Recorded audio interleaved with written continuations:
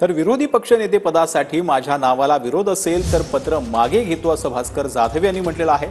सचिवालयाकडे पत्र दिलं आहे, 10% अट कुठेही नाही असं देखील भास्कर जाधव यांनी म्हटलं। हवे तर मवियाकडून दुसऱ्या कोणाचं तरी पत्र देतो असं देखील भास्कर जाधवांनी म्हटलं। उद्या उपाध्यक्ष पदाची निवड आहे, हा विषय माझ्याशी आहे म्हणून मी जास्त बोलत नाहीये, कारण ह्याच्यामध्ये सगळं मी आणलंय। तुमच्या सचिवालयाला 1995-55 चा कायदा, 1977 ची चर्चा, 2006 ची चर्चा, एकंदरीत सदस्य संख्येच्या 10% लोक लागतात की नाही लागतात हे सगळं कायदेशीर कागदोपत्री पुराव्यानिशी आपण सचिवालयाला दिलं। सचिवालयाने पत्र दिलं की 10%ची अट कुठेही कायद्यात नाही।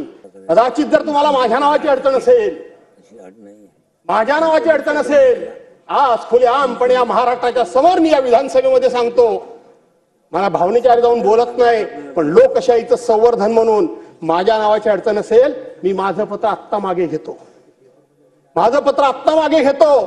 तुम्हाला माझ्या पक्षप्रमुखांकडून, आमच्या महाविकास आघाडीकडून दुसरं कोणाचं पत्र पाहिजे तर देतो। भास्कर जाधव नको म्हणजे विरोधी पक्ष नको अशी जादा धारणा ठेवू नका।